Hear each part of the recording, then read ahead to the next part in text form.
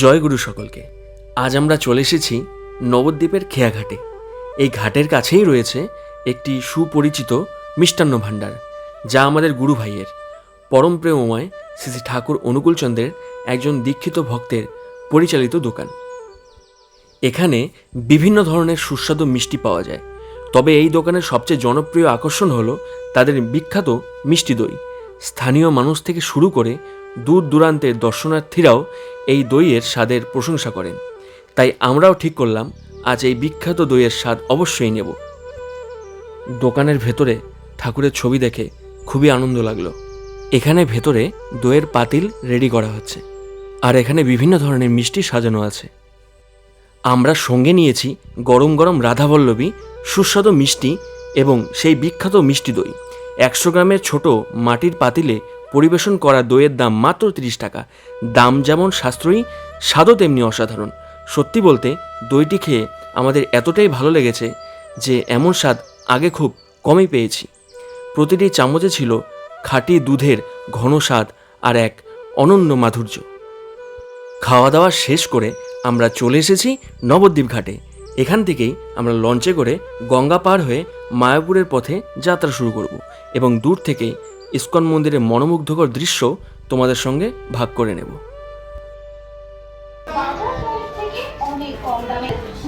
এখন আমরা যাচ্ছি লঞ্চে করে যাব মায়াপুর ধাম। অনেকেই এই নদীকে গঙ্গা বলেই উল্লেখ করেন, কারণ পশ্চিমবঙ্গে ভাগীরথী হুগলি নদী গঙ্গারই একটি প্রধান ধারা। তাই স্থানীয়ভাবে গঙ্গা পার হয়ে মায়াপুর যাওয়া কথাটিও প্রচলিত। এখানে দূর থেকেই আমরা ইস্কন মন্দিরের চূড়া দেখতে পাচ্ছি। এখানে ভাগীরথী এবং জলঙ্গি নদীর মিলন হয়েছে। অনেক সময় দেখা যায় ভাগীরথীর ঘোলাটে জল আর জলঙ্গির তুলনামূলক স্বচ্ছ সবুজাভ জল পাশাপাশি বয়ে চলেছে। প্রকৃতির এই অপূর্ব দৃশ্য দর্শনার্থীদের মুগ্ধ করে। আজ আমরা নবদ্বীপ ঘাট থেকে লঞ্চে করে রওনা দেব পবিত্র মায়াপুর ঘাটের উদ্দেশ্যে। এই পথে যাতায়াতের জন্য রয়েছে দুটি ব্যবস্থা, নৌকা এবং লঞ্চ। নৌকার ভাড়া মাত্র 5 টাকা এবং লঞ্চের ভাড়া 10 টাকা। আমরা আজ লঞ্চে করেই এই মনোরম নদীপথের যাত্রা উপভোগ করব। ছেড়ে দিচ্ছে নৌকা, আরও নৌকাগুলো আসছে। এটা হচ্ছে লঞ্চ, এটাতেই আমরা চলে যাব মায়াপুর ধামে। বাবা,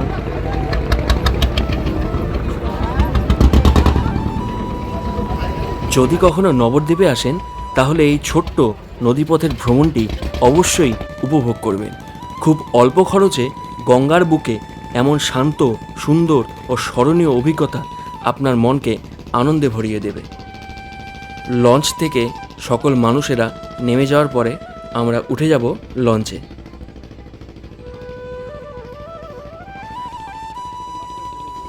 এখানে বাবা এবং মা লঞ্চের সাথে ফটো তুলছে, সঙ্গে আমিও একটু ফটো তুলে নিলাম।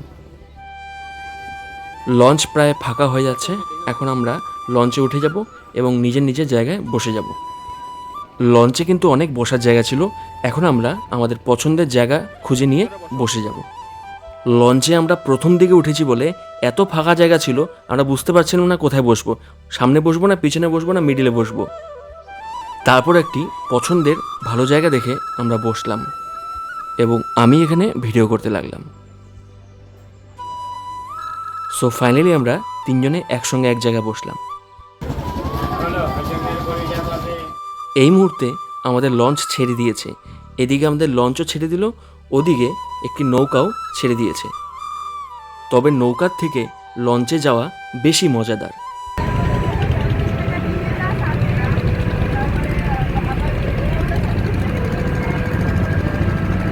এখানে লঞ্চ এবং নৌকা কিছুক্ষণ পরপরই কিন্তু চলাচল করে, তাই যাতায়াতের কোনো অসুবিধা হয় না।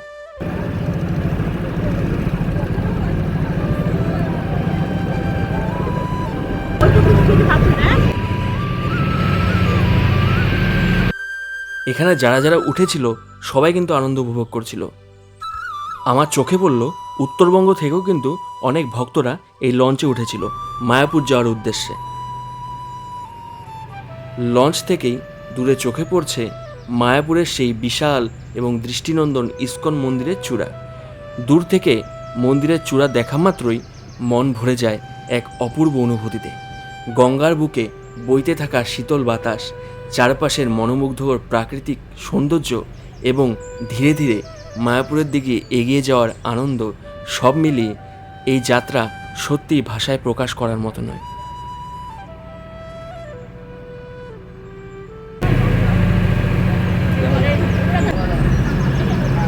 এই এখন হবে, এই যে রং চেঞ্জ, এই যে রং চেঞ্জ। এখানেই ভাগীরথী এবং জলঙ্গি নদীর মিলন হয়েছে। দুটি নদীর রং দেখলেই বোঝা যায় কেউ কারোর সাথে মেলে না। এই দুই নদীর সঙ্গমস্থল এই অঞ্চলের প্রাকৃতিক সৌন্দর্য ও আধ্যাত্মিক গুরুত্বকে আরও অনন্য করে তুলেছে।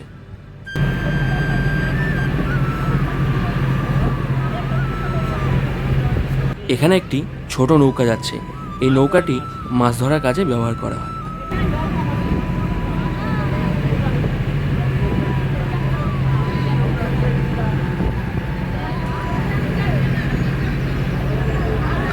এই জলঙ্গি নদীর ডান পাশে যে ঘাটটি রয়েছে, এই ঘাটটি পার হয়েই কৃষ্ণনগর যাওয়া যায়।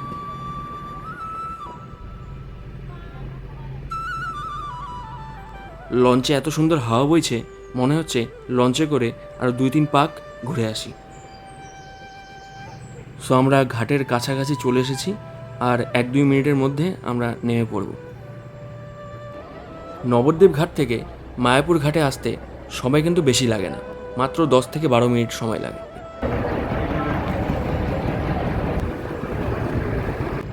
সো আমরা এসে পড়েছি মায়াপুর ঘাটে। এখন লঞ্চ থামলেই আমরা নেমে পড়ব। এখানে লঞ্চটিকে দড়ি দিয়ে বাঁধা হচ্ছে। লঞ্চ থেকে নেমে এই বাঁশের সাঁকো পার হয়ে এখানে একটি টিকিট কাউন্টার রয়েছে, এখানে টিকিট চেক হয়। ভিডিওটি যদি ভালো লেগে থাকে অবশ্যই লাইক, কমেন্ট এবং শেয়ার করে দেবেন। জয় গুরু সকলকে।